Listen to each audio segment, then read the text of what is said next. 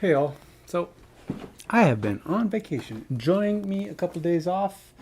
My wife and I went up to Leavenworth for my birthday, and we just kind of hung out, enjoyed the cold. Leavenworth's a cool little town, though, so we got some goodies over there, and just enjoyed some time together. Came back today, and now and now here I am. I'm back. I did a little bit of painting. Um, I painted a very little bit. I painted a little bit on Tenya. Was it Tenya or Cresseth? Actually, I think it was Cresseth. Cresseth is the Cresseth is the Deathwalker. I haven't used them too many times. Neither one of them, for that matter. But anyway, and then let's see, what else did I do? I painted a little bit. Oh, I painted Cesar. Cesar, our narrator. So he got a fair amount of paint. I couldn't finish because I only took a select amount of paint with me. So I got Cesar kind of going. Got his colors a little bit brighter. Started getting his loot a little bit more ready. Got his wings a little bit more colored. They're a little bit more yellow colored as well. Yellow and green. That's Cesar. You can't see him too good because this camera does not do close-ups very well. So I apologize for that. Can't do much about it because it's just that kind of camera. It's a webcam. It does good at, it can do faces at about this far away, or maybe it's even this far away, but at that you can't see very well, right? So sorry. Anyway, let's level up Royce. Royce did level, so that means he gets to do level 4, and beyond that we'll do an outpost phase and get ready for another mission. I don't know if I'm going to do the mission today. I kind of got started late. I wanted to do one today, but just, I was cleaning up, getting settled from being off on our trip, and then I played Snap. I played plenty of Snap this weekend, even though I was out. Whenever we were sitting back and she was reading books and I wasn't painting, I was playing Marvel Snap. So anyway, so these are the cards I have access to. So when you level up, you can basically take either one of the ones you passed up on levels 2. Let's see here. So if I passed one up on 2, which is that card, and then on 3 I passed up that card, but on 4 I get 2 more options. So these are precision, timing, and potential energy. I haven't read what they do yet, but I will shortly. But if I don't like either one of them, I can take number 2 or number 3, the second number 2 or 3, and replace another card in my deck. So basically, you're still only going to get 10 cards in your hand, but you're going to get new, more powerful cards. So theoretically, if you're replacing ones all the time, your deck is eventually, you're only getting 1 card, and you started with 10, right? So theoretically, you started with 10 level 1s. You're going to have a level 1 card in your deck all the way up until you retire, because I think you can only reach level 9. At level 10, there's no level 10 cards. So I don't know if you reach level 10. I don't know if level 10 is an actual number. Let's see. Nope, just 9. So once you hit 10, you're kind of done. You're retiring. So if you place 9 cards in your deck, 2, 3, 4, 5, 6, 7, 8, 9. You're actually only replacing 8 cards in your deck. So you will have at least 2 level 1 cards in your deck, even if you replace level 1 every single time. So they will get stronger, and you're of course going to have 4s, 5s, 6s, things that you don't have at the start, but you will eventually have to say nighty night to your cards, or you're going to get so strong. Okay, so precision timing. Let me get Royce's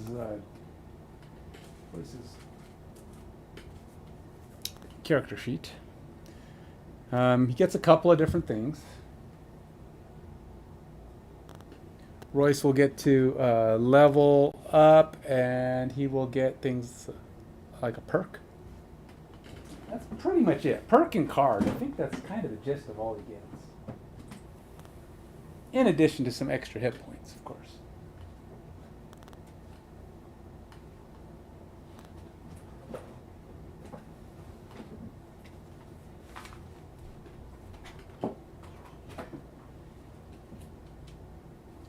Now what I might do is prep for another round. I'll like set up the scenario, do a road thing, and then eventually go into the actual play. So I don't know yet. We'll see.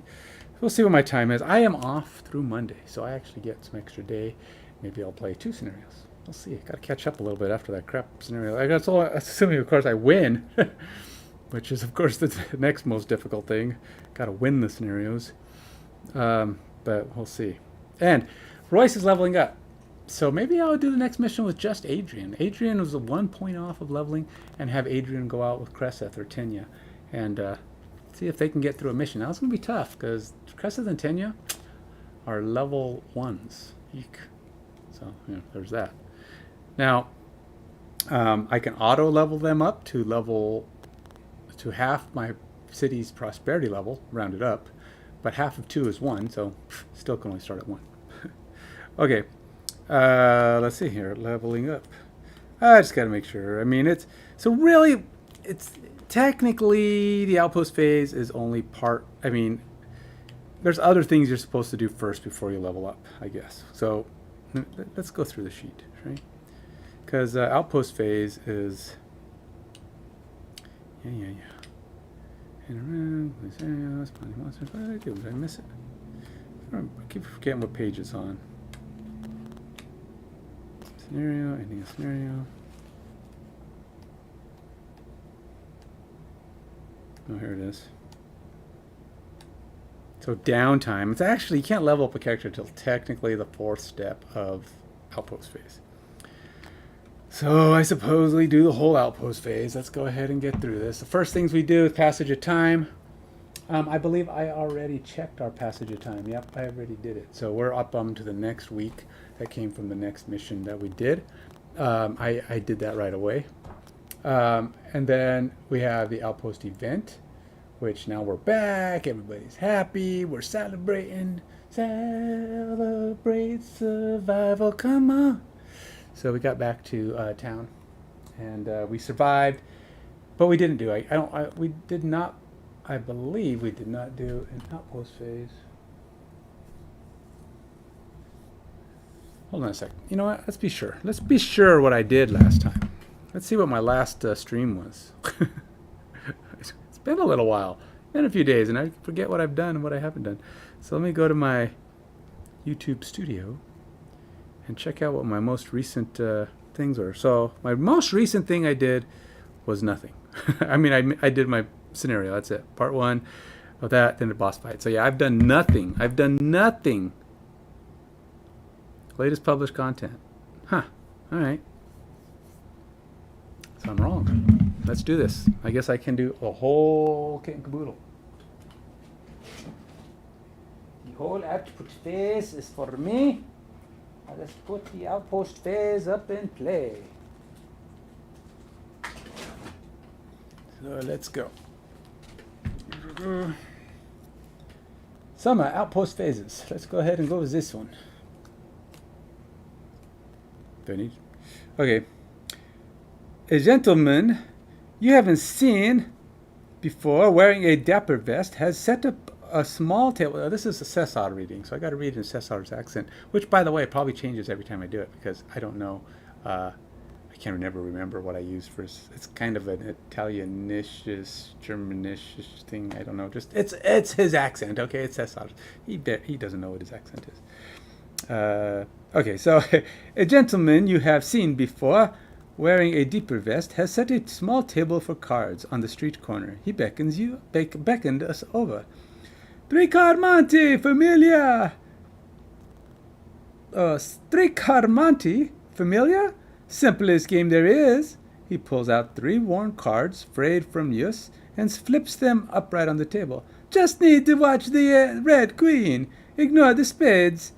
Just spot where she goes, nice and easy. He flips the cards face down, and with slow, deliberate movement shuffles their positions. With a flourish, he invites you to pick where the queen wound up. We point to the queen. He flips it upright, feigns surprise. You got it! And your first try. Say, why don't you make this interesting? We agree to a wager. He showed us the queen, then shuffles the card across the table. Tell you what, let's make this even simpler. I'll remove this one here. He plucks a card off the table, showing it's a spade. That leaves you just 2 cards. Which will it be? Oh, we're sure we follow the queen to the spot on the left. Did we follow this? I mean, I can't see. I mean, I assume did we follow it? Okay. Pick the card on the left. What do you think? Do we believe that we knew what we were following, or do we pick the card on the right? You know what? I think the obvious is we pick the card on the right. But it's like they know they're going to pick the card on the right, right? So we think that we know that we're thinking what they thought. But it's possible they weren't thinking what we think they thought. They could have just thought what they think we would think if we hadn't thought what they thought. Don't know. That said, I'm going to think that I know what they thought when they thought what we would be thinking, which is pick the card on the right. It's B. So we're going to pick B. You point to the card on the right.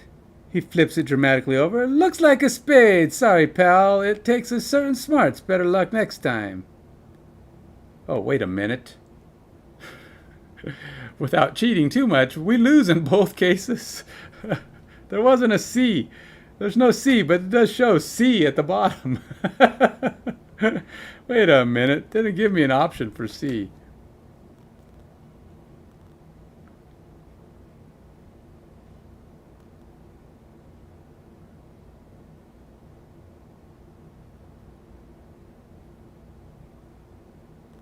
Huh.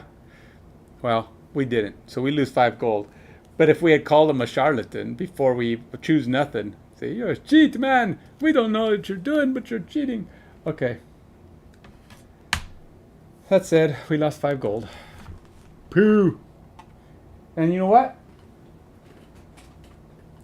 Royce is a money monger. He likes gambling. He likes trying to win. He thinks he's good at stuff. So Royce loses the money. Adrian was suspicious all along. This was more Royce's problem. So I'm going to say Royce is the one who actually played this game.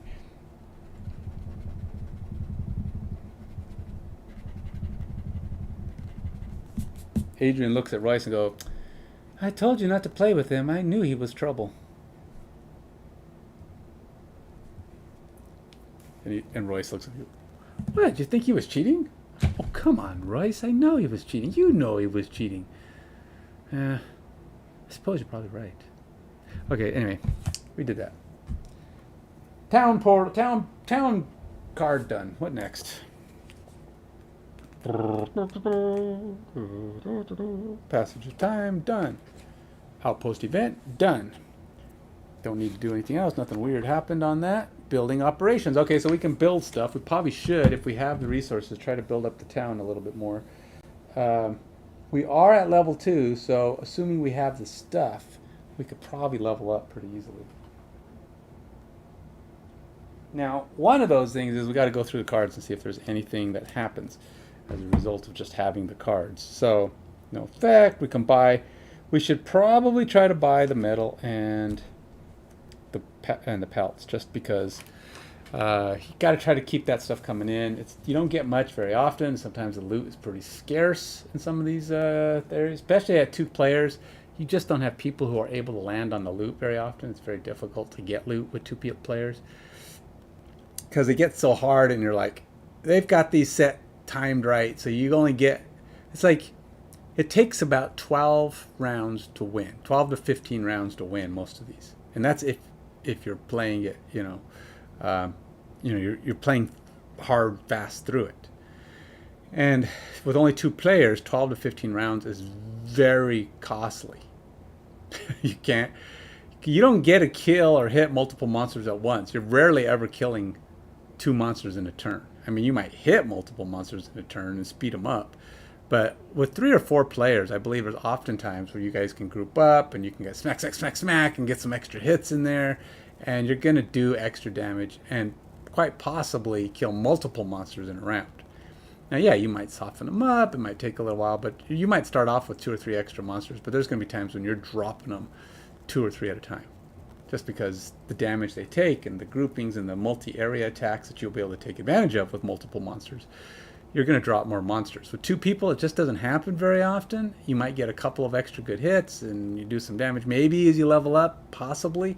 But ultimately, it's really hard to be effective and getting on loot. Now, hopefully you'll get some cards that increase your loot range, which will make it possible to pick up loot, make it easier to pick up loot. But beyond that, not so much. Okay, so we're going to try and let's go ahead and spend some gold. Let's get Adrian over here. Adrian! Now, the others, Cresseth and Tenya, don't really have any resources to chip in. So for now, this is all going to be Royce and Adrian. Royce and Adrian. Oh, let's, I didn't even check. Hopefully you guys can hear me. Hopefully we are not muted. Okay, we're good. I always got to have the mic up, and I didn't have it up. Okay, so let's go ahead and set up. Well, we got to spend at least 4 gold to get one pelt and 1 iron. It's not much. Hopefully, eventually we'll get more, but.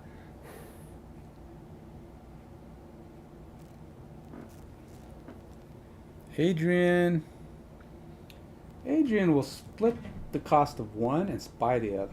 So I'm going to have her go down to 25.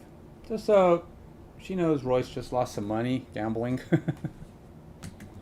So she's only going to have him pay for one of them. Part of one of them. Alright. So we've done the collective parts. We haven't lost any people in the barracks yet. We have upgraded. We do have the sled now.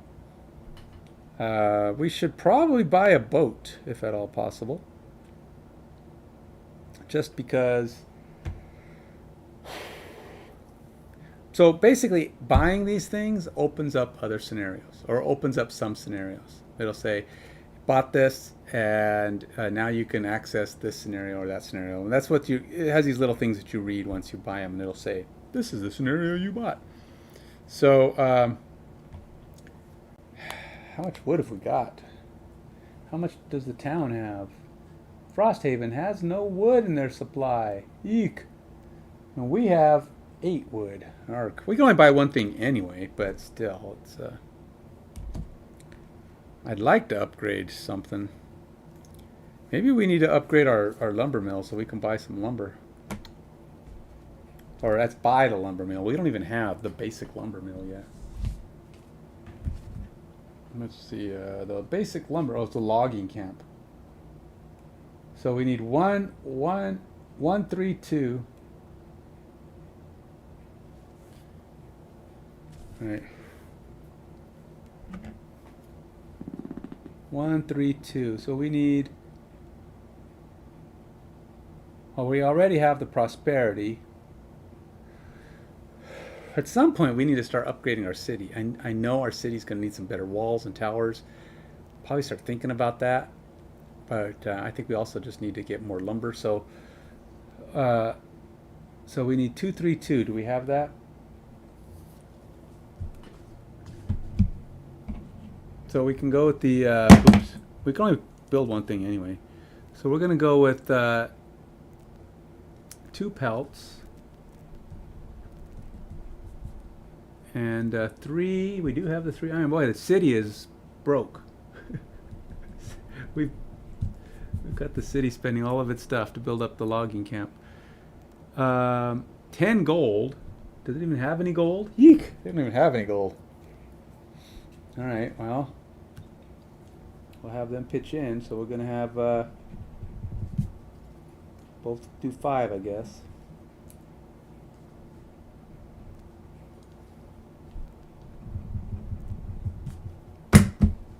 Dang gummit. Alright, and then we need them lumber. We've got 8, and it costs 2. Alright. Guess we'll go ahead and have Adrian cover the cost of that one. He's only got 3 left. Alright, so that's it. We've added we've added a level 1 logging camp to our here we go, to our stuff. Has no effect to start, but whoops, we can buy wood and stuff, but we can't now. That's part of the build. I actually jumped ahead. That's the last thing you're supposed to do is build stuff. My bad. But it's not going to matter too much. The only thing I need to do is purchase stuff, and I don't think I'm buying anything because we don't really have anything to buy with. We've already looked at the stuff they sell, and ultimately we don't have that much stuff because we're not getting a lot of goodies, sadly. Sorry, let's finish. But we do have the step up phase, or level up phase for Royce. So Royce is going to get, well, he's got his level up. So we now know that he's level 4, which means he's going to have some extra XP. When he's at level 4, he's going to have 12, which is going to be nice. He's not going to retire. We're not going to create. We can craft items, brew potions, and sell items. So leveling up, let's finish the level up. So leveling up is, it's got a multiple things. We get an add ability card. So add 1 new ability card to their pool. That's the number 4. So let's go ahead and look at these. Level 4 ability cards. Let's see how cool these are. Alright, precision timing. Add +1 to all of your attacks while slow. You know what the problem with that is? It's kind of cool, but also a lot of the slow attacks actually take damage off. So all you're doing is offsetting. Add +1 movement to all your move abilities while fast. Well, see, now that's getting a little bit better. But the bottom half of that one is move 2, hit for 2, and move 2 again. Well, you only hit for 2 if you're going fast. Otherwise, it's just move twice. It's basically a 4 movement. If you're going slow, it's actually only a 3 movement. It's okay. It's a lost card if you do the top part. Of course, that's perma, but let's see. Potential energy. X +2, where X is the number of timers you have, or speed things you have. So if you manage to get to 2, you can do 4. You can do a lot if you can get up to 5 or 6 and really pummel something on. And it's not a lost card. That's kind of nice. But still, X +2 movement, where X is the number of speed timers you have. So what's interesting about it is it doesn't have a slow or a fast action, and it's not a lost card. So it's always the same. It could be good damage. It could move, but it's only move. It says it's move or attack, but potentially it can be really high move and really high attack if you've got enough speed timers on. There's really not a lot of great speed timers on your character unless you're burning cards. Again, I can't burn cards that often with 2 players because you just don't have enough actions, and it's very risky to pick your cards by way of burning them. But I got to pick one of these.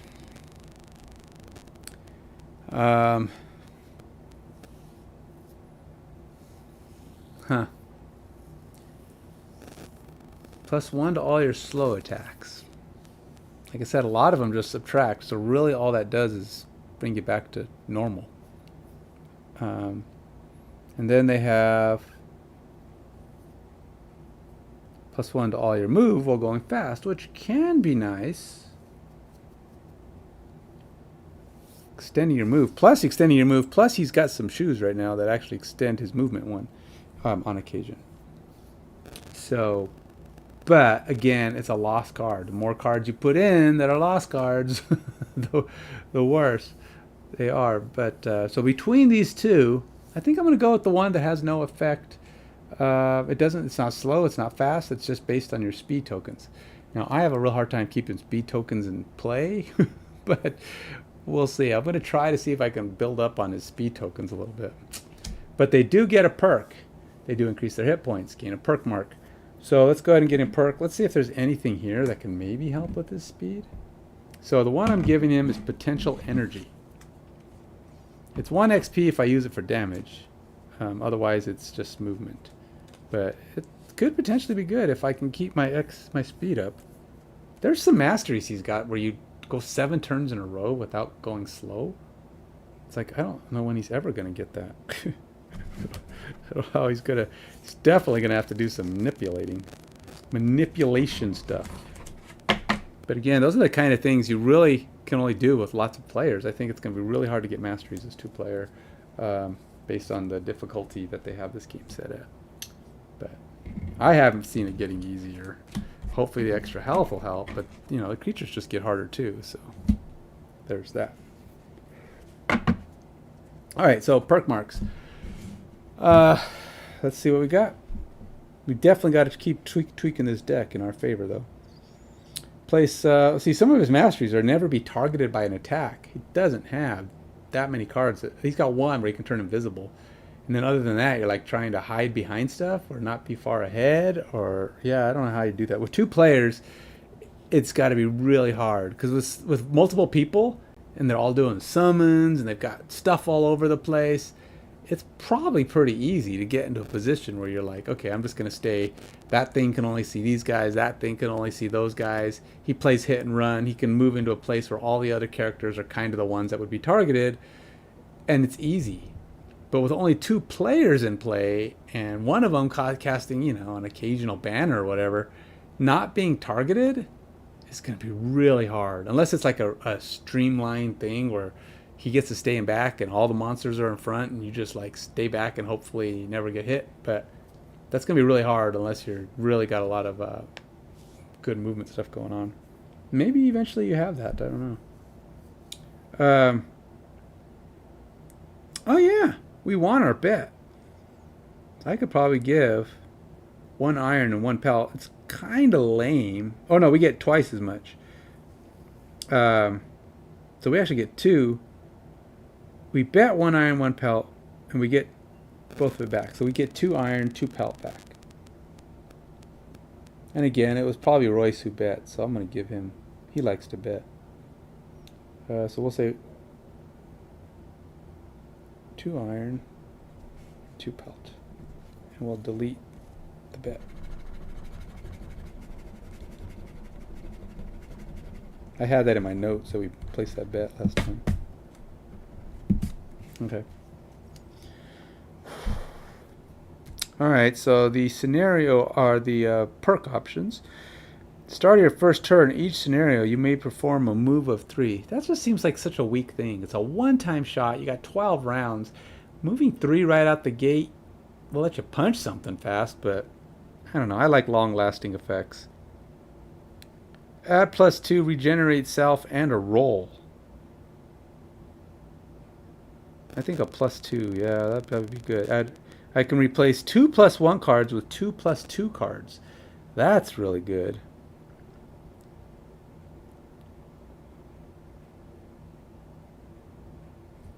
I do like the rolling cards. Replace a 0 card with 1. Place this card in your active area. On your next attack, discard this card for +2 damage, and it's a roll card. So it's not a +2 roll now, it's a +2 roll later. But it's only a 0 now. I do like the idea of replacing the +1s. Add it, 1 -1, gain a speed card. See, that's the way you have to do that. But -1, oh. And you just add it, so it's just another card in the deck.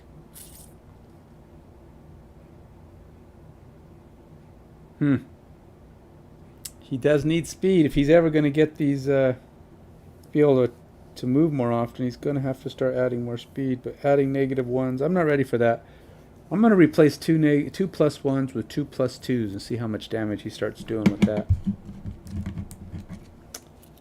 Of course, I do like the +2 rolling thing. It's like so many things. How many +1s are in this deck? 1, 2, 3, 4, 5. Straight up +2s. While adding more cards does make the -1s less likely to appear.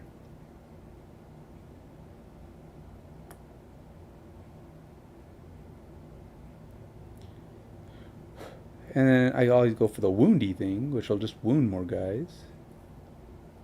A -1 +1 is like adding a +2 to the deck, right? How many negative ones are still in here? 1, 2, 3. It's only got 3 negative ones left. Nope, I'm going to turn those plus ones. I think plus ones into plus twos is really good. Plus 2 damage is a significant thing. So we'll take those out. We'll add a couple of plus twos out of his deck. They're not very special to him, huh? Because they're just plus twos. Like, anybody can have plus twos. I can add a single plus 2, just add it in, and it has a regen on it. But you gotta not get hit. And it's a rolling plus 2. So it could be more damage. Could be less damage. But at least it's rolling, right? I like those rolling cards. They're kind of cool. Plus 2 rolling is kind of like giving you an extra card. Is my my wound card a rolling card? No.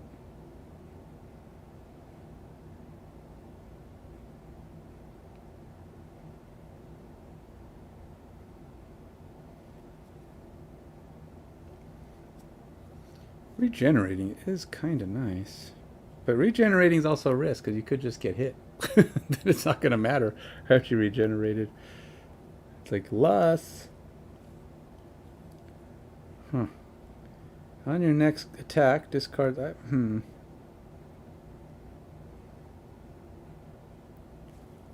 Alright. It is a... Alright, let's replace a 0.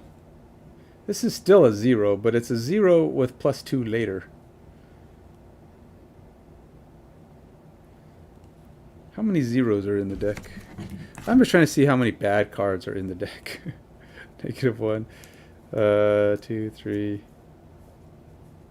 4, 5, 6.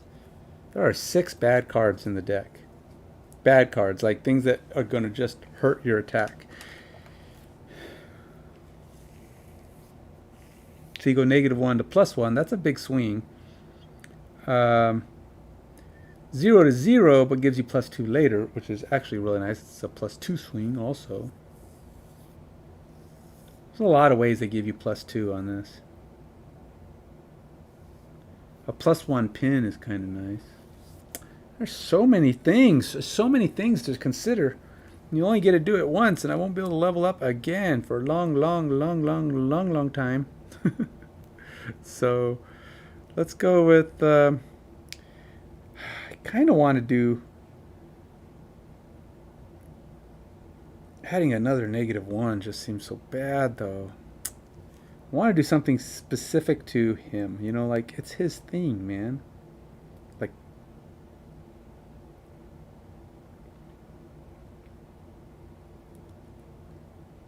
Huh.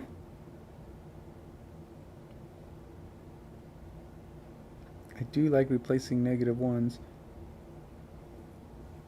I'm going to replace a -1 with a +1. I know, it's lame.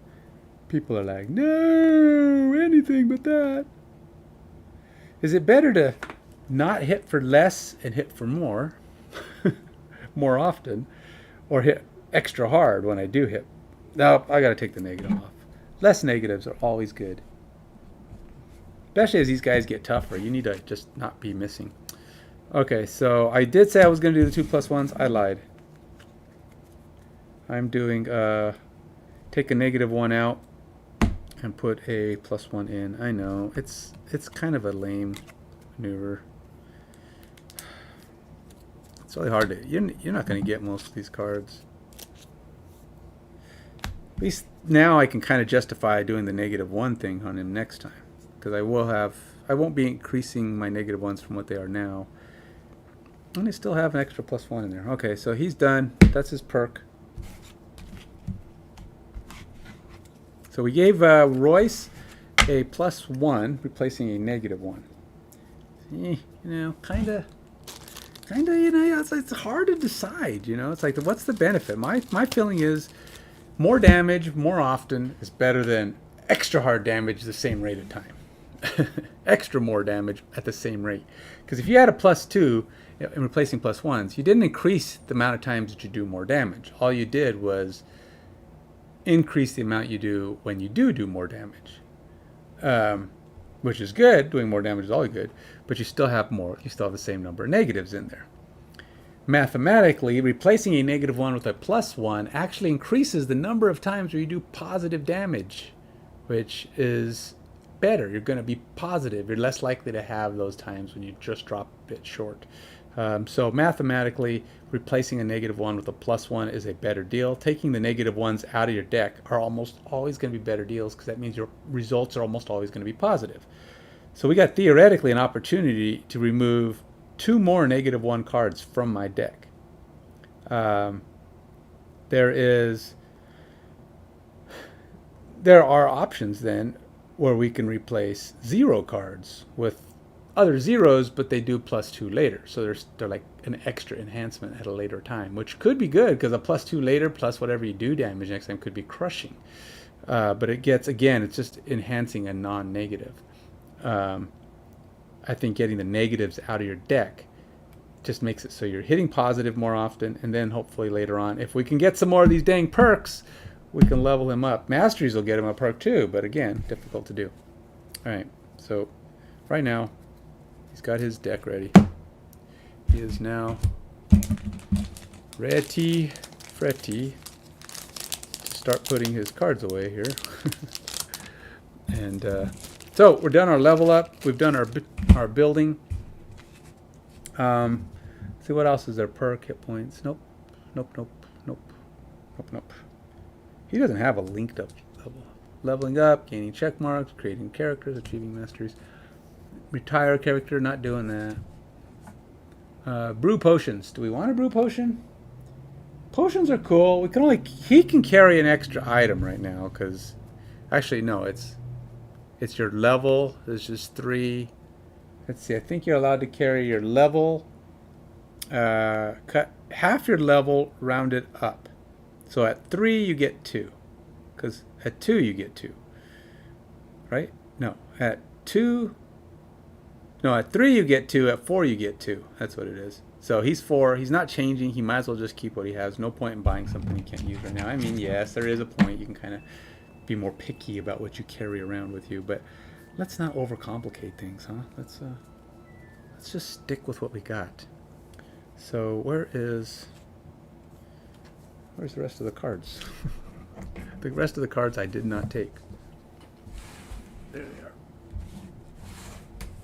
All right. Lots of other stuff, but for now we are done.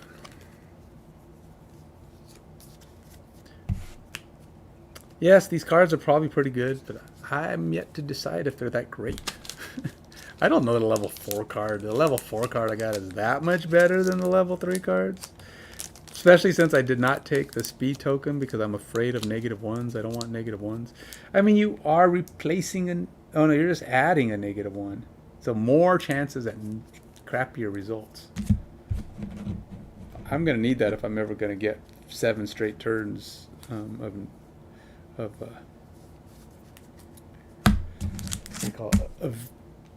fast movements, which is what his thing is. Alright, so Adrian put his cards away now, or his stuff away. Oh, sorry, Royce.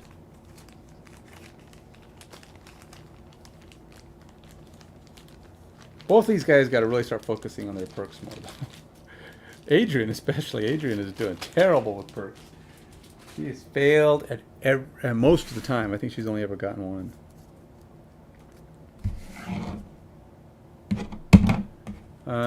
Yeah, we're not brewing potions, and we don't need to buy anything because there really wasn't anything that great to buy. We did get to add some stuff to the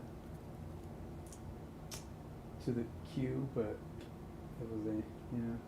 it was not totally great. Okay, so that's it. We are set to go. Let's shall we decide what our next mission is going to be? It's 4 o'clock. Yeah, let's decide on the mission, and maybe we can set up an intro into it and plan for let's travel to our mission and decide what that is, and then we will play it out at the next opportunity, shall we? Let's see what that is.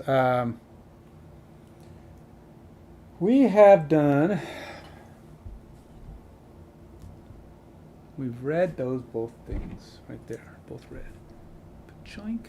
We're there. Nothing else to do there. We now own a sled. Not much happened on this return to town. So really, all we've got opened up, because we did, I think when we open a boat, it's going to give us that next one that would have continued our crab journey. But since we didn't buy the boat, we don't have that yet. So let's go. So basically what this is this opportunity to go back and do some of those other missions. Now the question is, do Royce and Adrian want to go out and fight the Algox again? Some more Algox, finish up the one that the Ice Dancer gave us, where we go out and fight the Ice Punchers, or whatever they call them, the other ice guys. We've already done the crab, and we've already done the robots. So it's kind of setting us up to push through to the next, whatever the next scenario is. So to just finish up the ones we've already done, because we've done the robots. They didn't open up any new ones, I don't think. Yeah, let's go grab the scenario book.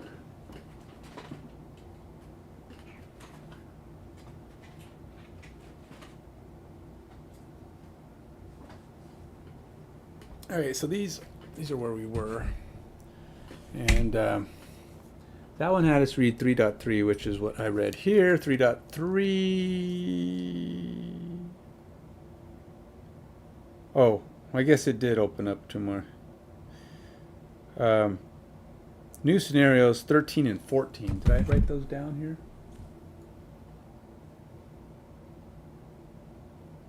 Nope.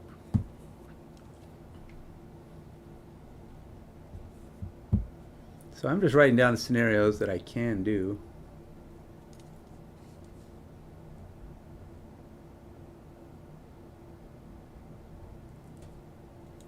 We've already done that one. All right, so we've got 15, 13, 14. And I don't think, it must have been the robot one that didn't give us any new ones. Now, I haven't put any stickers on anything yet. I've got to commit to this. I know, I got to commit. I've been really bad about my committing and just saying, fine, I'm a solo player through this game. Because once you commit to solo play, I can't really I still have hope that I might play with someone else at some point. But I'm thinking it might not happen. What I might do is kind of have to come up with I have a couple people who might be interested in playing a game of a campaign sort that might be willing to do it. But the thing is, it's going to be too erratic, too sporadic. Sporadic? The playing times that we do.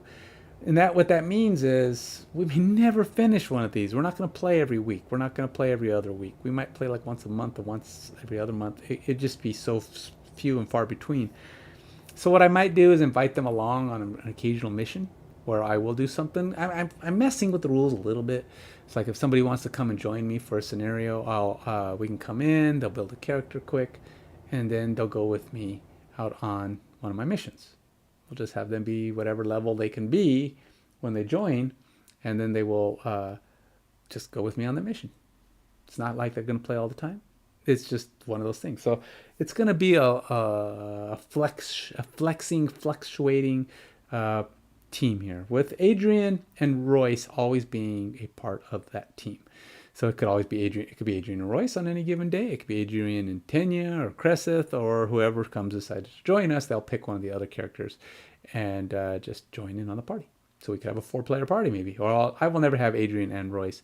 I'll probably pick one of them, and then whoever's playing with me will pick one of the others, and we'll get 2 or 3 other characters in there. So I have 4, which is Tenya and Cresseth, and I don't know if I'm ever going to try to get any others because I need those cards for other people. We'll see. We'll have to retire some people, I guess, before we get anyone else. But yeah. So what I'll probably do is bring in the other Gloomhaven characters and use their cards for additional characters. All right, so That said, maybe should I do it? Should I do it? What do you think? Nobody out there to debate the situation? Commit to stickers? Ugh, feels weird. Feels weird to make that commitment. Screw it. Let's commit. I got a little time. I'm not going to be able to play a scenario right now. So before I go on, let's do it, man. Let's just say forget it. I'm playing Frosthaven. So let's start writing. Let's put some stickers on the board. What the heck, man? I'm ready to commit. My brain has finally said, fine. You are officially going to be a solo player with an occasional other people player. So let's move their cards out of the way because I need board space. It's be kind of fun, I guess.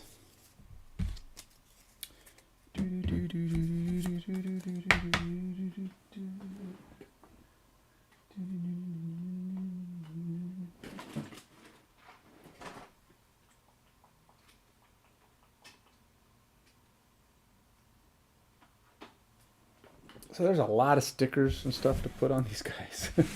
But I don't know how many I have to do. I'm probably only about 5 or 6 or 7 or something. All right. Let's see if I got enough room to put this on my table here with the camera. No. I don't really need the top, right?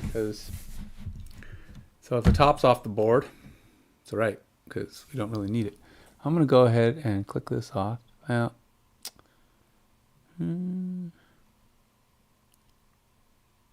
sure.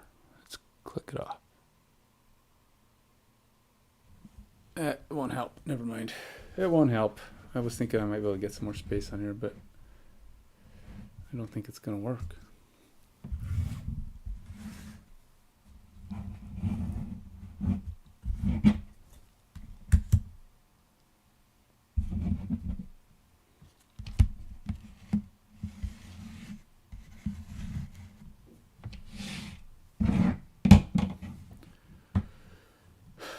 All right, let's try it. Let's go and turn off this little camera here just so we can see more. It doesn't really matter because ultimately you can now see Cesar from the top. You can see his bald bird head. Bird head. Let's see here. Can I make this into? See, really, I'm in the way too, huh? Let's get me out of the way. There we go. We're all set. Let's put some stickers on. All right, so things we've built. Let's go ahead and put the ones most recent because they're right here on top. Let's go through this. Probably take about half an hour at least to do this because I'm so far behind. Coral Shard campaign sticker. Again, Coral Shard campaign sticker. I don't know what that is, but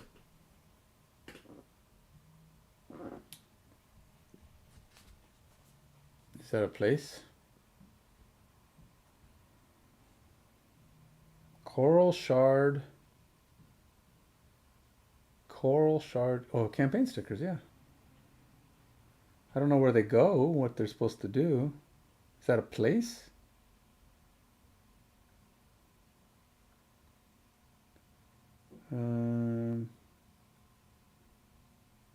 Coral Crown.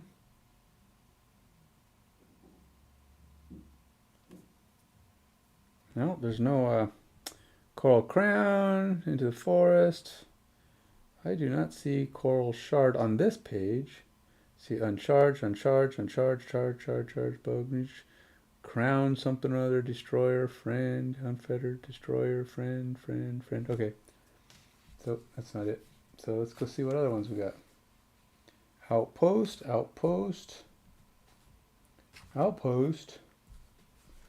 Whatever those things are.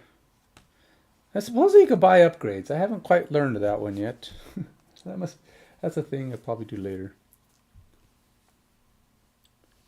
Boat events.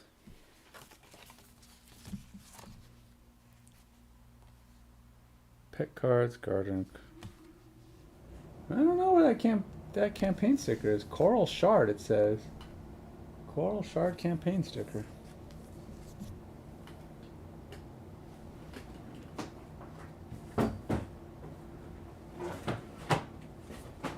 All right, well, we got more stuff here. Let's see. Let's go ahead and do the ones we've done. I know we've done a couple of these. So we've done 0, which is Howling in the Snow, which I think is actually right here. And it's got this sticker on it you're supposed to peel off and put it over 0.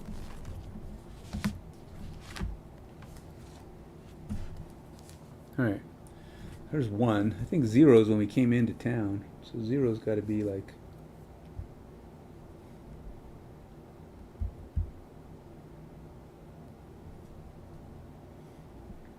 It's in the mountains, I think. It's like, where is all this stuff, man? This is like, what do you call it? Where's Waldo? Where's 0? You know, I saw 0 on here somewhere. Well, no, I saw it. Let's see, there's 1. And so 1 was our first encounter. When we came into Frosthaven, though, we had to go by way of 0. Oh, there's 0. Wow, way the heck up there. That was a long trip.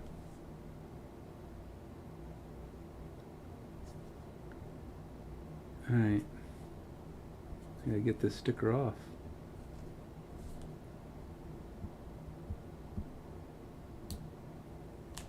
Alright, I'm committed.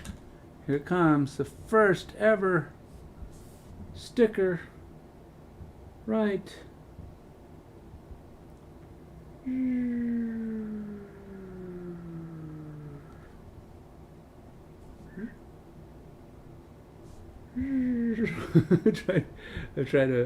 I'm one of those people who's kind of a perfectionist. I like things to line up.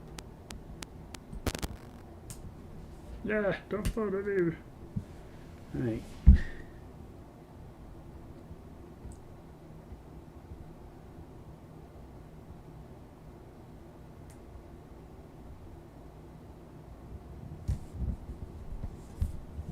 Alright, close enough.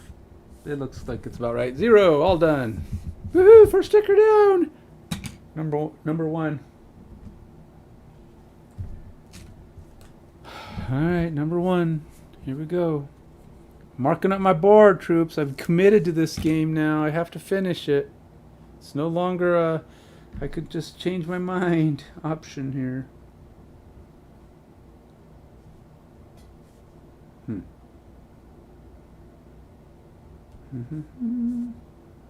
This one doesn't actually like play nice over the spot, so it's just like stick it there somewhere.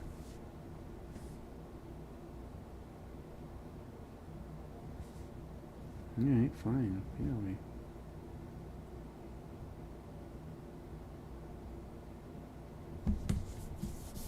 Number 1. On to number 2. Algox scouting. This is we went scouting for Algoxes. Algoxians? Algoxi? Number 2. I think this is actually out in the ice somewhere, right? Out here. We went number 3. Number 2. There it is.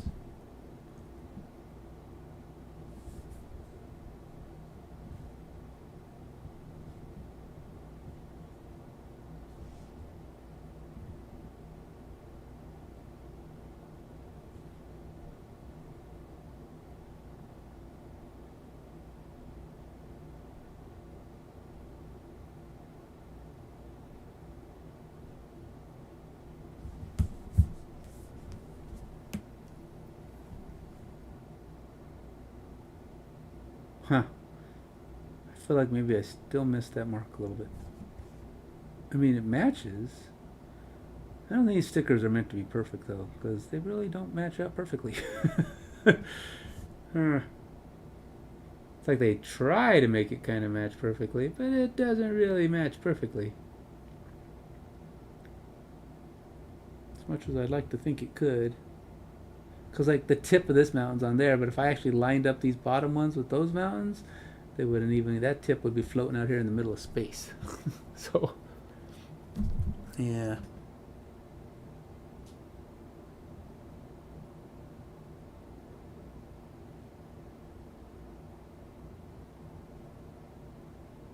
Alright, that's number 2. Okay. So So let's go on to number whatever I did next. I went to 4. I never actually did 3, so I can't do that one. This is when I helped the... We're just kind of retelling the story a little bit. This is back when we helped the Ice Dancer defeat her Elgox enemy. Number 4, which is probably going to be similarly close to number 2. 3. 5. Can't be that far away because it's got to be in the general vicinity. We either came in from that way or we came in from that way, but either way, 4's got to be here somewhere.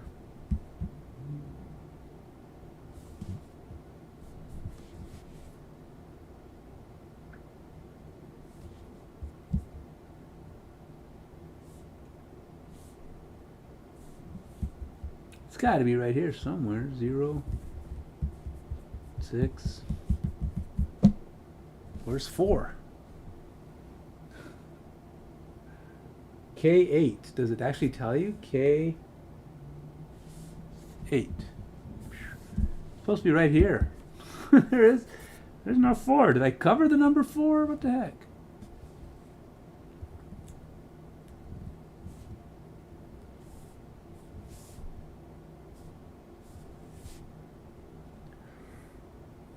I don't think I covered the number 4. I don't think I did. I don't think there's number 4 in there.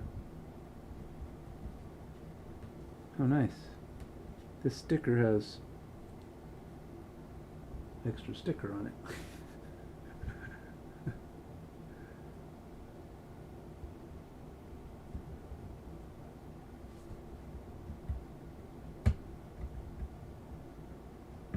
I don't think I can get it off. So if number 4 is here, I don't know where. But, yeah. There's not like a number 4 on the board. It's just a thing. Guess we're just putting it in K8.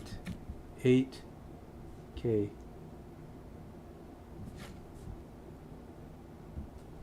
So it's like right there. It's actually right there, right on top of the one I just did, which kind of, sort of, in a way, kind of, sort of makes sense, but it still seems weird.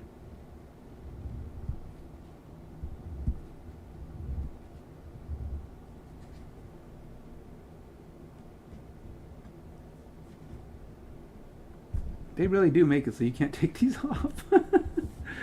Alright, well, K8's right here. It's right on top of K. It's right on top of 2. Oh wait, no, 4 is M8, sorry. Ha! M8. Right here. I'm making my life even harder because I don't know how to read. Hey, burner account, how's it going, man?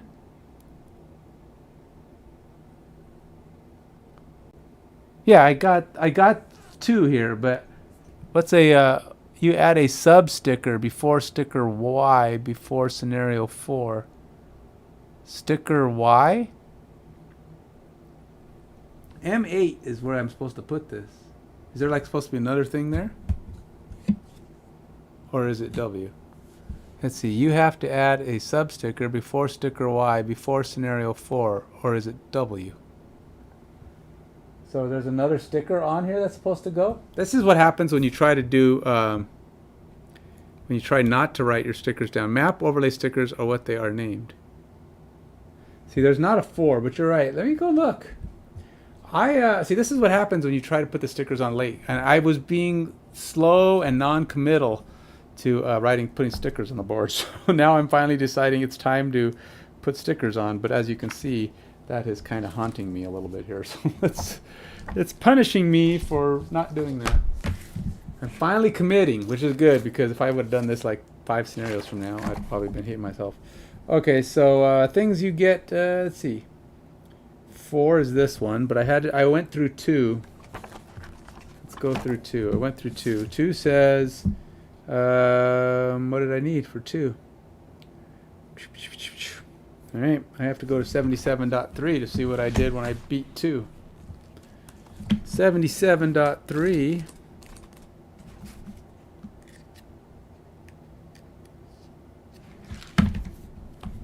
Let's see. Place map overlay sticker W. There you go. You're right. I don't know what I'm doing. This is why you do it in order. Map overlay sticker W on the map in location W on M7. There's a W. There you go. Let's go find map overlay sticker. See, this is why I need the experts online while I'm doing this stuff. It's going to be in here. Map overlay sticker. Say outpost, outpost, outpost. Scenario lockout. Oh yeah, I gotta put map overlay sticker right here. W. That's the one, man. That's the one. Map sticker W on the map at M7. Place map overlay sticker W on the map in location W.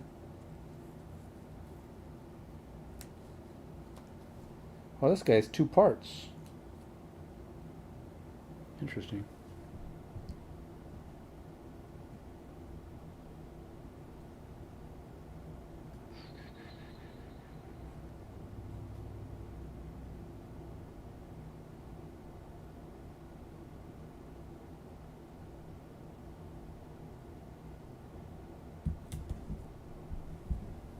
Alright.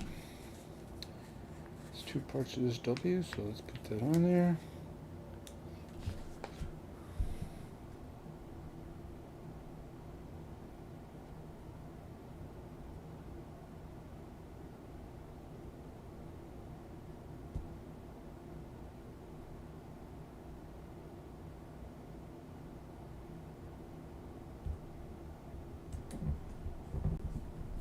Alright, now I can put 4 down. I got to put a lockout sticker on. Where do you put the sticker on? You don't put it, you just put it on the thing here though, right? You don't actually put it on the board. I would just think you put it on here. Just saying, don't go here. You are done. Blah, blah. Hey, Peter K, how you doing, man? Map overlay stickers are what they are named on the campaign sticker sheet. Just one of the sticker sheets. Just want to see which L4 card you picked. Oh, I picked. Let's see. What did I pick? What was the name of it? I picked Potential Energy. Here you go. That's the one I picked.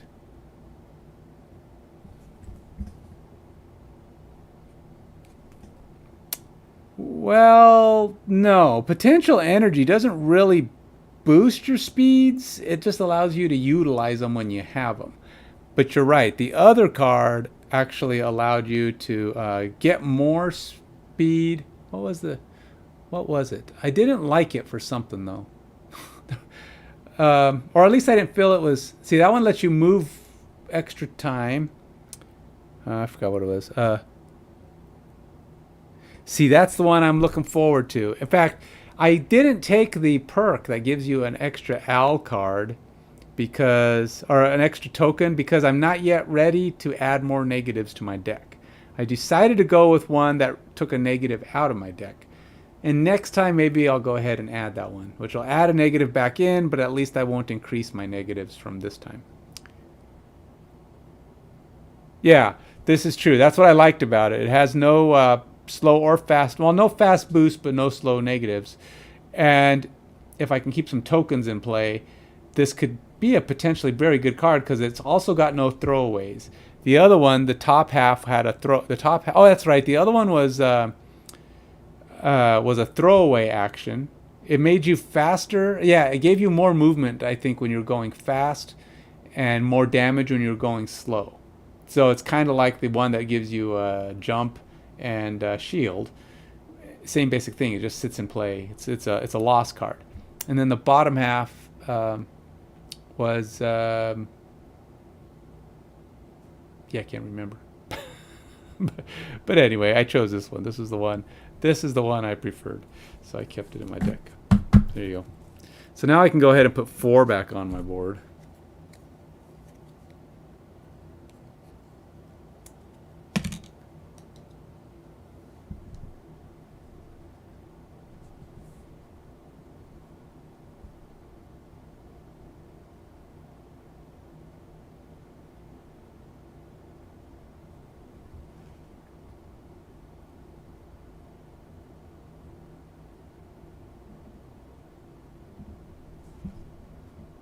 I'm like I said, I tend to be kind of a perfectionist with this stuff. I don't like it looking wrong. If it matches, then it's gonna I'm gonna try to make it match. Okay, there we go.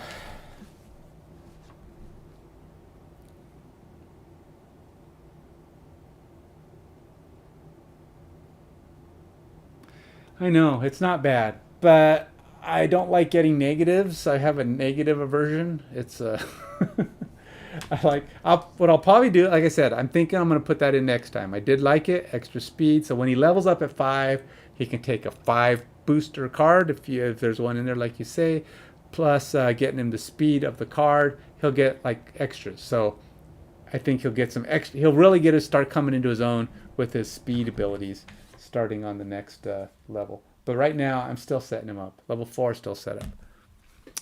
Thanks, man. All right, let's go back to it. Now, I I haven't done 5. Did I just do, which one did I just do? I haven't done 5 or 6 yet. I think the only ones I've done so far are, I haven't done 5 or 6, but I did do 8. I did do 8, because 8 was the Crystal Trench. Yep, I did Crystal Trench. So let's go over to 8. Make sure there's no cards or extra stickers that I forgot to put in.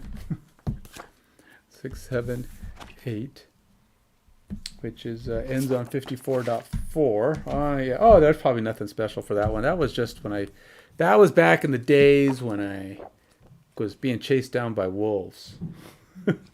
Those wolves were not my friends. They did not like me. They were like trying to eat me. Okay, so place map overlay sticker X. Nope, I do need an overlay sticker for that. All right, map overlay sticker X on C7.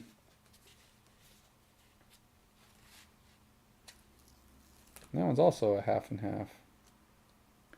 C7. I think it was more fun when I didn't know about the scale. It was actually difficult then to find stuff.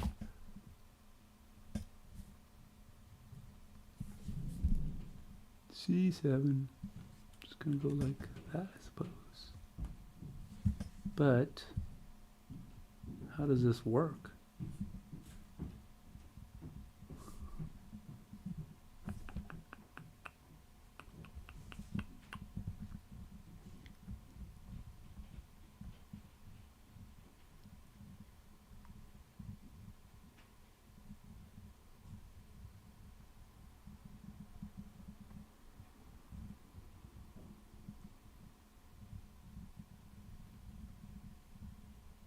Huh.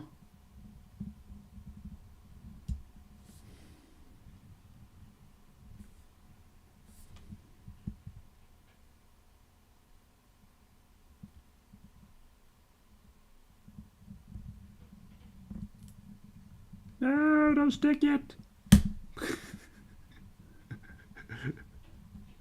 I'm trying to make you line up, man. Don't be torturous.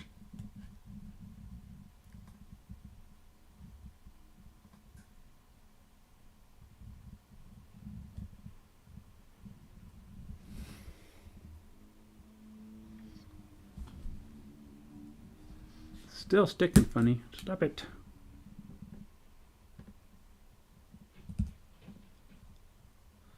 I am really struggling with making this match. You know what? I don't think I think this sticker is not right, man. The sticker's too wide. The lines do not match up with the lines. Oh, that's OCDing me. These lines are thicker than the lines on this thing. That's going to kill my brain. That's why it doesn't line up. Because they are not, it's not a lined up thing. No. That is wrong. It's not the way to design stuff, man. Don't put stickers on it. Whatever. Whatever.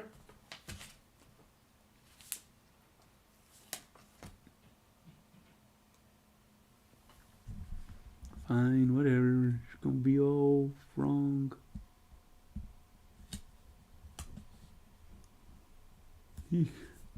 All right. There we go. Big towery place. Now, place sample 11 and C7. New scenario, ancient spire. Okay, so I didn't actually. I got 15 and 16 are available to me, which I didn't do one of them. I did 16 actually is the one I did. So I got to put number 8 down. Crystal Trench. Where is number 8? Right here.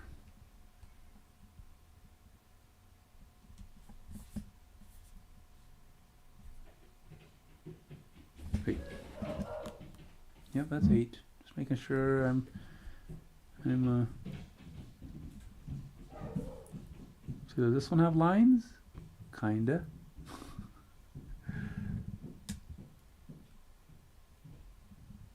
So this is like an odd puzzle to me. So that one and that one are the lines.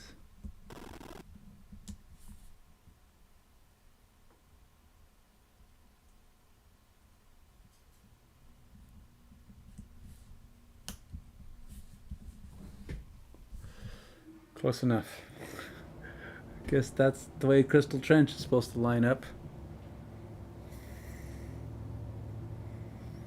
All right, and then we had a choice of that one, and then we went over here and we finished this one.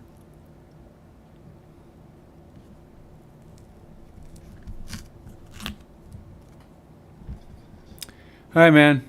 Yeah, I hope to play tomorrow possibly, but have a good one.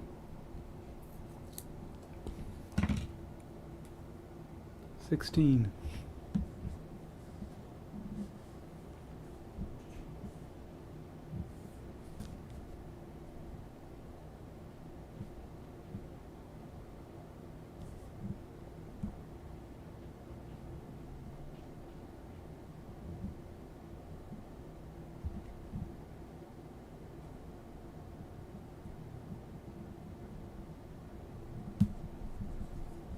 All right. So we're slowly getting there. And then I think we went after the crab people, which I believe was 7, which we also did. But let's go ahead and make sure there wasn't any like bonus stickers for that one. So we did 16 with the derelict elevator. Let's go there and make sure I didn't miss any stickers for that one. 16, 13, 15, 16. And then we had to read 48.2. They have like going to choose your own adventure time. 48.2. Overlay sticker Y. We do need another one. Holy moly, they're just putting all these on right away. Okay. These whole first ones are all about putting the overlay stickers. There's only 4 of them on this thing. Sheesh. Overlay sticker Y goes in C10. It's a huge sticker. It covers like 20 spots. Oh, and that one's just one big sticker too. The other ones are like half stickers. C10. So we got C10 here. Y. Try not to cover up other stuff, I imagine.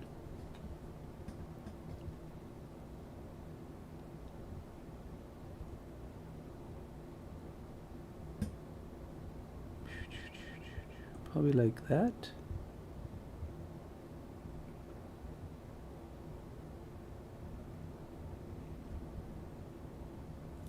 No! Guess it's going there. Big sticker, man. Once it's on, it ain't coming off. Oh well, I missed my mark a little. I couldn't get it down right. Man, that thing sticks. These are like, I shouldn't do this. Probably shouldn't do this. This is probably a number of bad about this. I want to line it up better. Please give me one more chance. One more chance. Don't break the sticker though. One more chance. Don't break the sticker though. Sticker's actually pretty tough.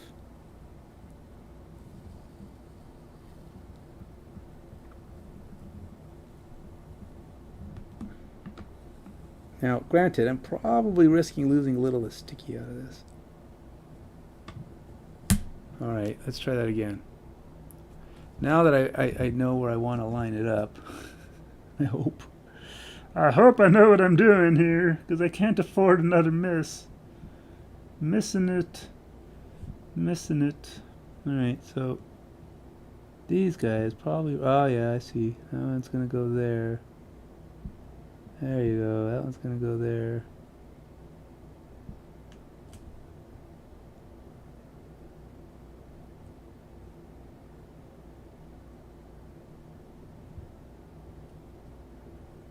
And that one.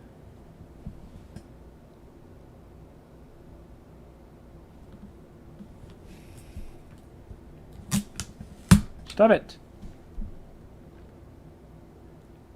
Because see, this looks like it lines up, but it really doesn't. So if I go with that one, that don't look like it lines up. There's like a spot that's misleading on this one. That's what's throwing me off.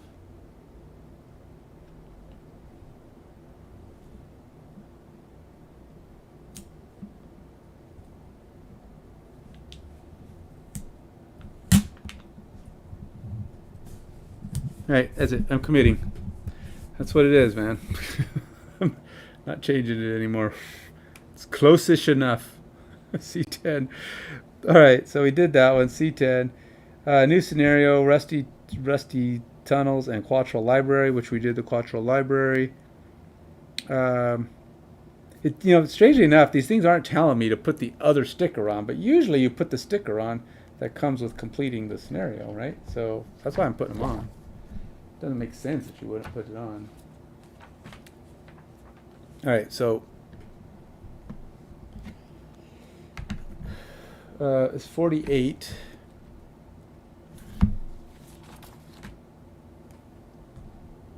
We did Edge of the World. Oddly enough, that's the one we beat last time.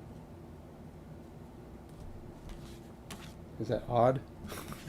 Is it odd? I don't know if it's really odd. It's probably not the right term I'm looking for there.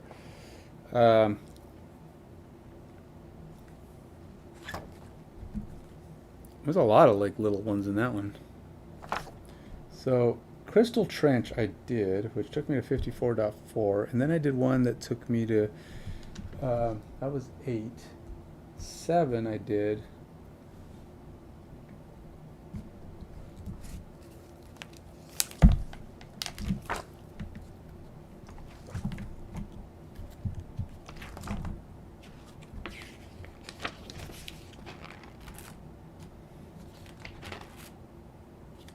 I put Y on,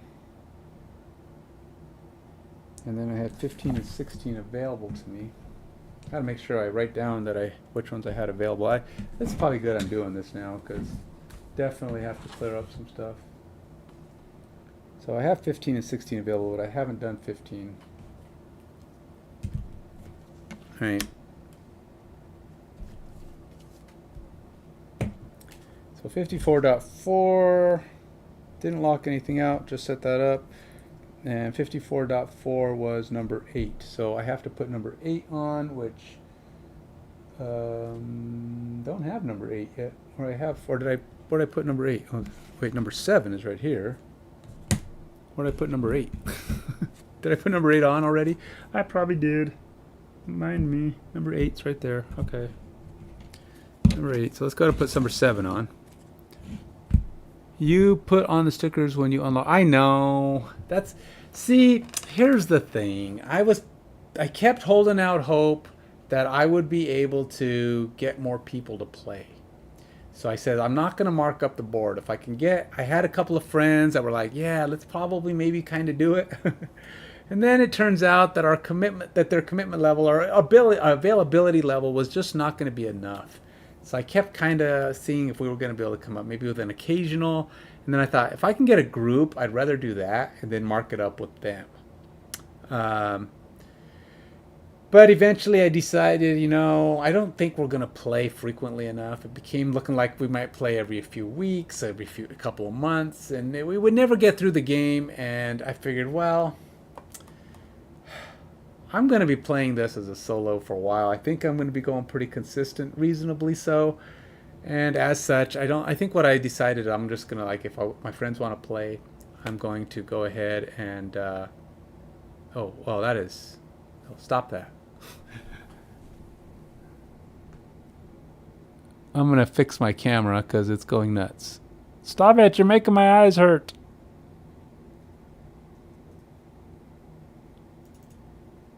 Stop it. Stop it. It doesn't know how to focus on this. It's what happens when you use a webcam. There we go. Can't promise that it's going to look great because it's kind of far away.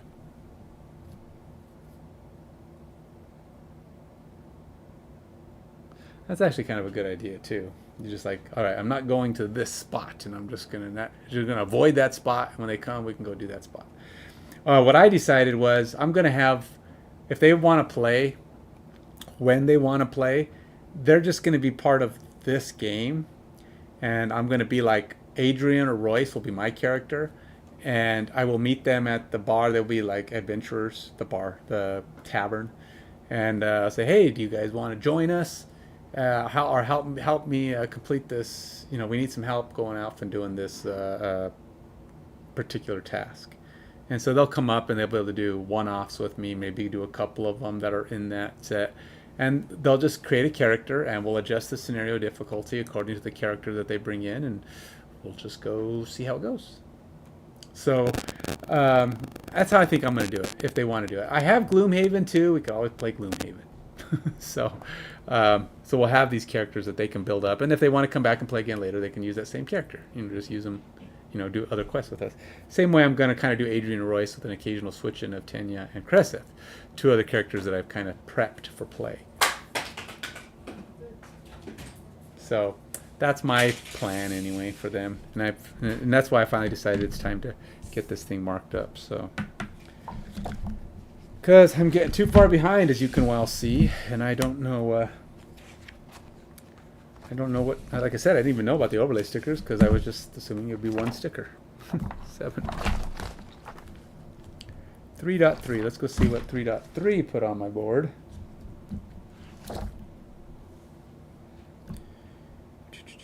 Coral Shard, see that's the one I couldn't find. I couldn't find the Coral Shard sticker. It's on that same piece of sticker. So we got outpost, outpost, outpost, and then we got, where'd it go? Oh, it's right here. See, we have this thing. Charge, charge, charge, uncharged, bug, bug, pepper, shard seeker, coral crown, Brummix, unfettered, friend, friend, friend, friend, friend, destroyer, destroyer, Crown United. But see, I don't see a Coral Shard. Coral Shard. I see Shard Seeker. Yeah. I do not see Coral Shard. No. I was looking at the other sticker pages. I did not see a Coral Shard on any of them. Campaign, none of these other ones even mention campaign stickers.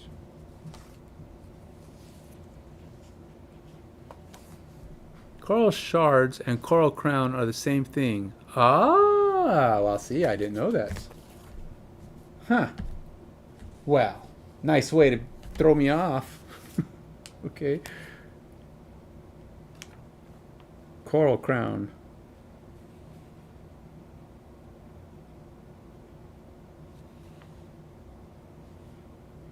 Oh. Gain Coral Shard campaign sticker.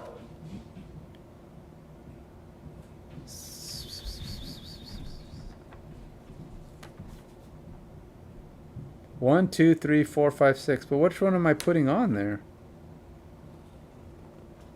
It wasn't Coral. 6 is not even one I've done yet.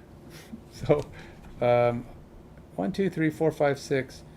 And is that the Coral Crown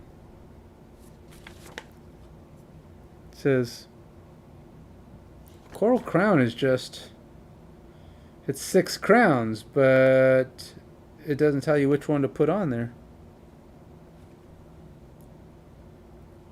It looks like it's supposed to be multiple crowns. So, oh, you just put one down? Huh. Okay. And does it say where I put it? Gain Coral Shard campaign sticker. Do I just put it on my campaign sheet?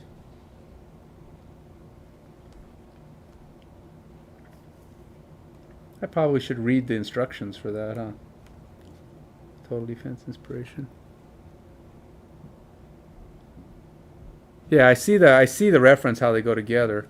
So yeah, I just put it on all right, my campaign sheet. So there's not really a spot for it. So I guess it's just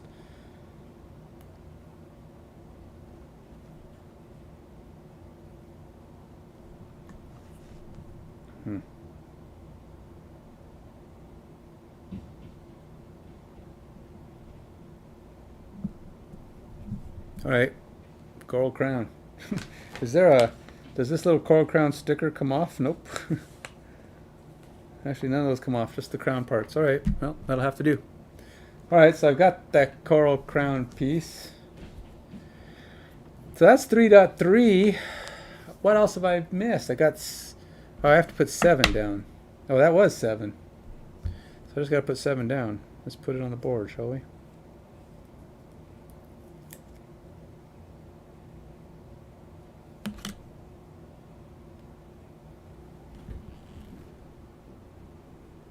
Seven. Where does 7 go?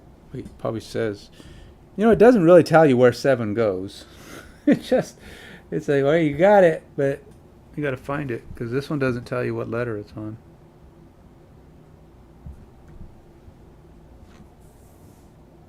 Now, they said it was out. They were talking about it being out near the water.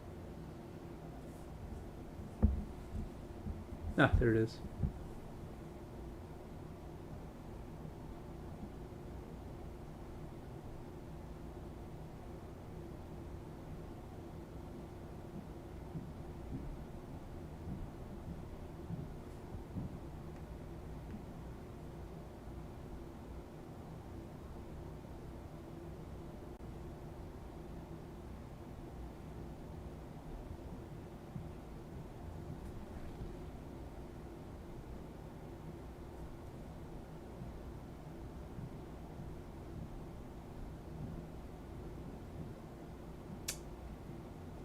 Alright, well, this one's not giving away. It's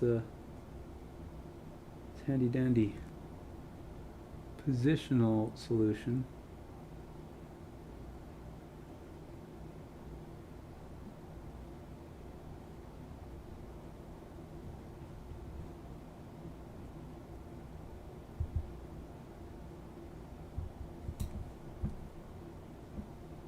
Fine. There you go. It's kind of crooked, actually, I think, but got it on there. All right, so we've done. I think we're caught up with stickers.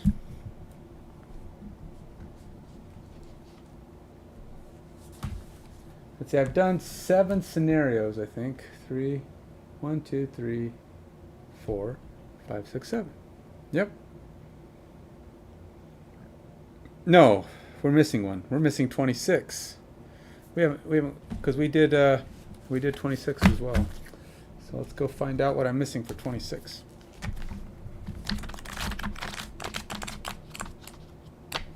$24, $25, $26. 26 takes me to 24.1.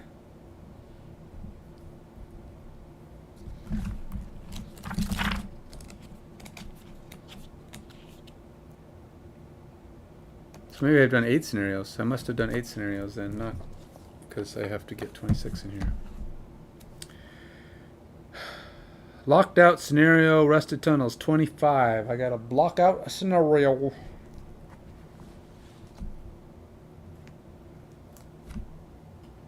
$25, okay.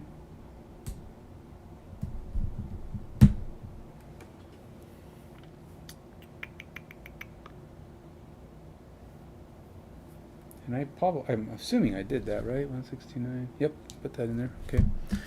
All right, so the only thing missing was me putting on, I put 7 down. I got to put 26 down. 26 was the Quattro Library, so I know I needed that one.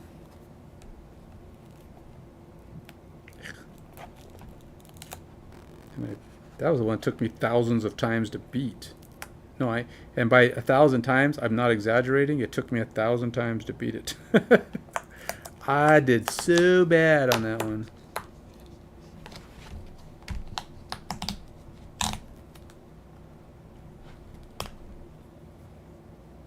No, it wasn't 1,000, but it was too many. If you've seen any of my previous videos, it took me like 11 or 12 tries, something like that.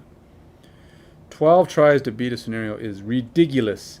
And I think it's some of these are crazy hard, to be honest. That's all I gotta say, is they are crazy hard. 26. So I got 24, 28, 30, 23, 25, 26.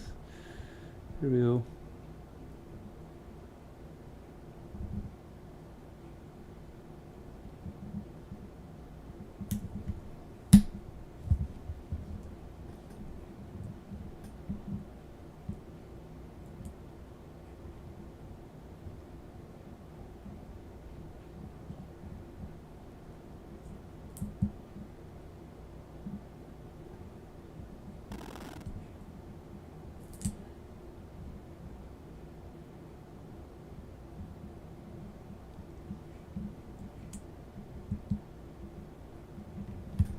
All right. 26. All right, now I think we've got them all. Now, Quattro Library, it just locked one out, but it didn't really give me... It shows options after the Quattro Library, but... Oh, that's the calendar. Okay, I see. It's calendar items. Never mind. I haven't got there yet. That's why I haven't gotten to the calendar days. All right, so now we are done marking stickers, I think. Oh, no, we're not. We still got, all right, buildings that I've upgraded now, or buildings that I've done. So like I said, it was going to take me longer than I thought. I didn't expect it to take this long. Just to put, it's getting dark. Lights going out. Alexa, turn on Dynamic Duo. Alexa, turn on Duo. Come on, Alexa. Alexa, turn on Dynamic Duo. She's just not listening to me. Some days she just like that. Yes. Oh, no. I haven't done 5 and 6 yet. I haven't done either of those. See, we had 3 options. We had help the dancer, go do whatever the thingy, and then, or go check out, no, one was, see, what do we do? Okay, so... Yeah, 5 and 6. One was help dancer. One was go do this one thing for her, which we didn't do. The other ones we could go help with the crabs, and then the other one was help with the robots, or go check out the robots. So we checked out the robots. That took us this way. Then we did the crabs, which took us this way, and we haven't come back and done 5 and 6 yet. So we haven't actually done those 2 yet. I know that was the only time we had a bunch of options. But yeah, there was, oh, I think I know what you're saying. The ice dancer wanted us to go help, and I think it was 5. We did not help the ice puncher, or whatever they called him. Ice speaker. I think, yeah, ice speaker. We didn't help him. So he probably was 6, but we didn't go that way.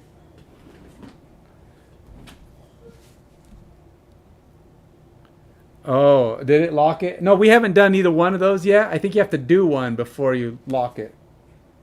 But I don't think it probably would lock it as soon as I do go. Once I go do her thing, it'll probably lock it. But maybe you're right. I should probably go look at the end of 4 then. Let's go see what 4 did. I thought I didn't see what 4 did because we hadn't actually chosen to help her yet. She just asked us to. And we hadn't done it. I don't know how we would do it otherwise, but maybe once you help her in the battle, maybe that's what you're talking about.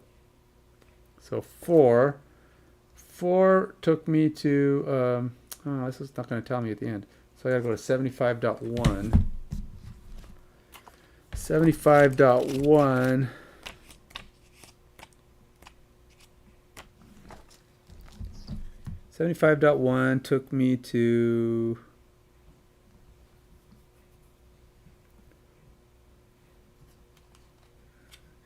you only get a few moments to finish. Yeah. Our enemies to both. All their monsters cannot finish. Okay. So, Heart of Ice, we did that. Alright, do not set up, instead, when door open 75.1. And we did 75.1. It goes here. Read the narrative text only if Elgok Scouting 2 is complete.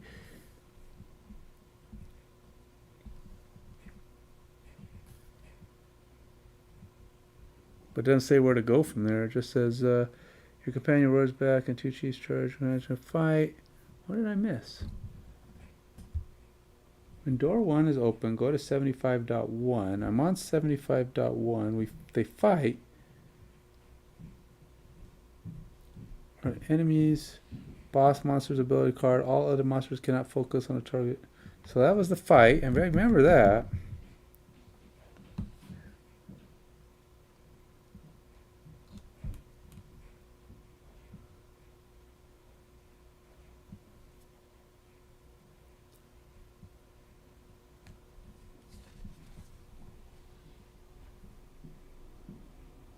Scenario 4.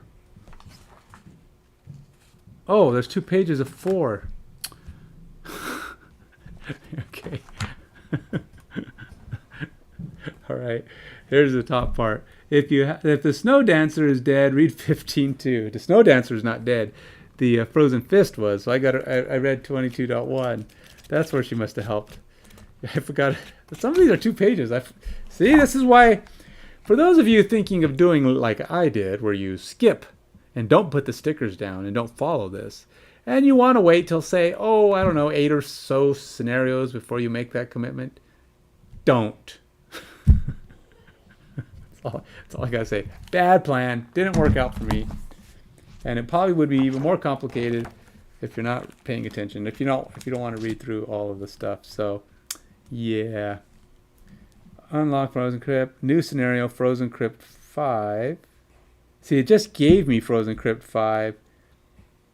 Immediately read 63.1. Okay, let's go read 63.1. So I opened up Frozen Crypt 5. Well, let's see what 63.1 has for you.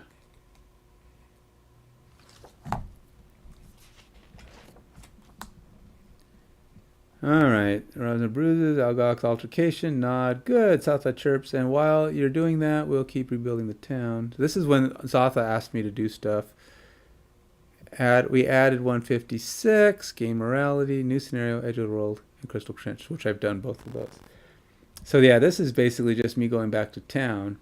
But yeah, it hasn't locked anything out yet. All it did was ask me to help Frozen Crypt 5. So I think when I go do 5, it'll probably tell me that I lock out 6, like you're saying. So it's not... the scenario book, page 7, was the Edge of the World, which is the one I did when I went to go look at the robots. Yeah, Edge of the World was the robots. And that one's when I had to go fight. Oh no, that's the crabs. That's the one I just did when I went and fought the crabs. And that was that one I already did. But yeah, so I haven't done 5. 5 is the one I need to do, but 5 is I haven't done it yet. And that's probably the one I'll do next because these ones didn't really give me too much more. So I do have 5 on my list of availables. Oh no, I don't. But I do. It is available. Currently I can do, of the ones that it has available to me are now 13, 14, 15, 5, and 114. I don't know how I 114. How did I get to 114? How did I end up with that one? Oh, 114 is the one that's available to me. I can't do it. I can do 114 because I bought a boat or because I bought a sled. But it's not actually available yet. It just means I can do it. Probably shouldn't actually put it on my available list. Alexa, turn on Dynamic Duo. I couldn't find the songs you She's just dumb. Just dumb. Alexa, turn on Dynamic Duo. Finally. It only took 14 tries. She's not the brightest. I could have got up and walked over to the switch in that time.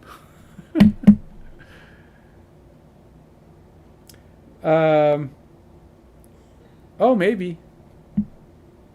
Is that what it is? It's a side scenario? No, I got it from buying a sled. When I bought a sled on my town, it said you would now have 114 available. So we can take our sled to 114. I didn't know that. So maybe I do have 114. It just says you can now complete 114. That's what it said. All right, so that's done. Now the only thing I need to do is put the stuff on the town that's related to what I've done so far. So like things I've built.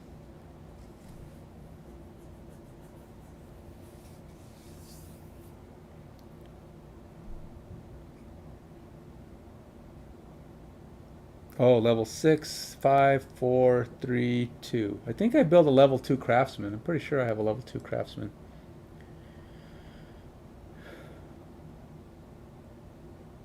I do have a basic barracks. But I don't have a... Wait, is my barracks level 2? Actually, my barracks might be level 2. I gotta look at my sheet.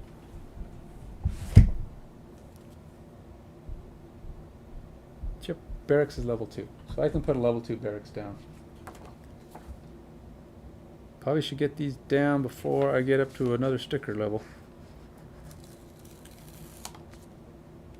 Alright, so it doesn't tell you where to put them though. So is there a barracks spot? Workshop? Barracks, right over here. Just imagine it just keeps taking up more and more space, huh?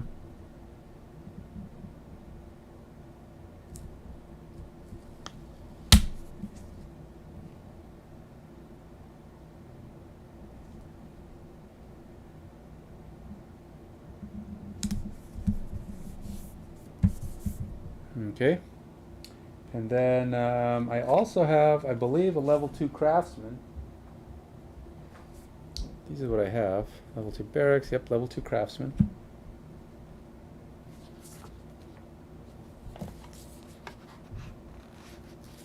Good thing I didn't buy a level 3 craftsman. I almost did. I would have had to put 2 stickers down. Alright, craftsman. Over here. Getting fancy. He's got himself a steam thing on the side.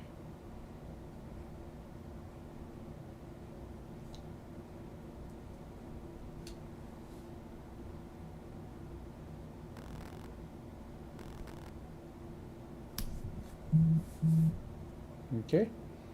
And then we got our level 2 craftsman, and we got a level 1 hunting lodge, which I think, wait, flip this over.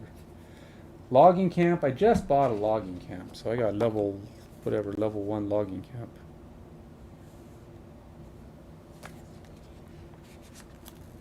Ah, this is one of those 2-parters. All right, logging camp goes here.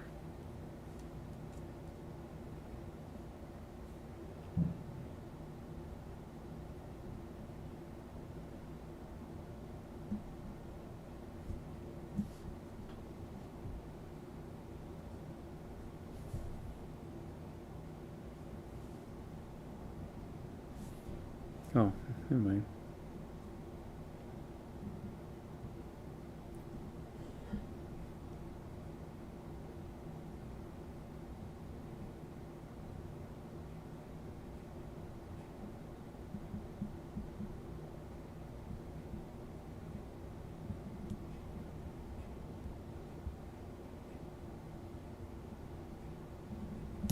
All right, there we go. We get the top half of logging camp down.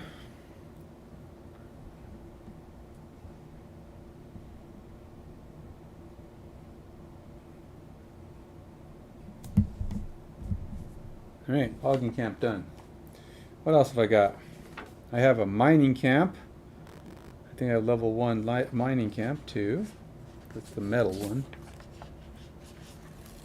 Arrgh. Level 1 mining camp. Where's the mining camp go? Mining, mining, mining, mining, mining, mining, mining, mining. I know, it's fun watching me put together a puzzle, huh? It's not quite the fun of watching actual gameplay, I'd imagine, but you gotta do it, you know.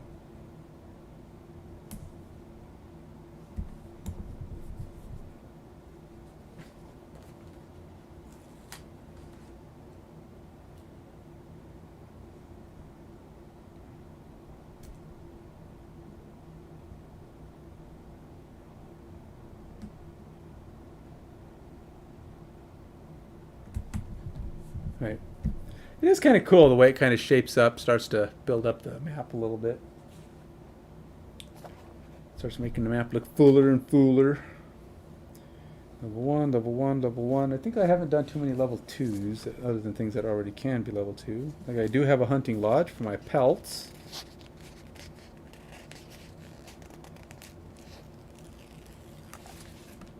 Level 1 hunting lodge.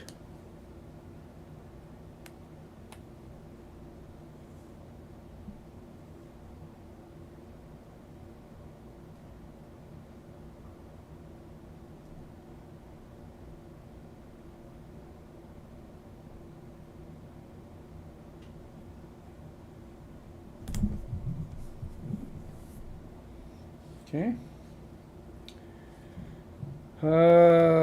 Did I build a second level alchemist yet? I don't think I have. Let's see. Logging workshop. Oh, I do. Second level alchemist. I did. I did. Let's build that puppy right on up. Level 2. Alchemist. Here comes the guy making all my chemical stuff.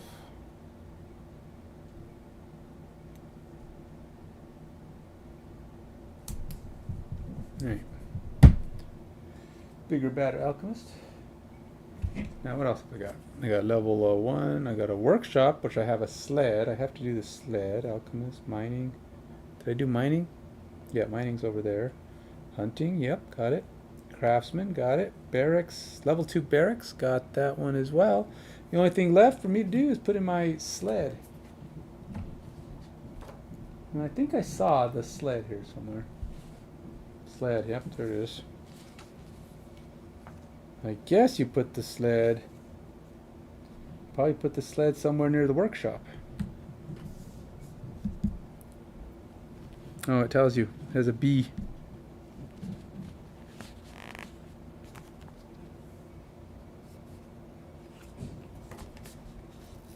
I think I'm going to go upstairs and eat dinner after this because I am starving.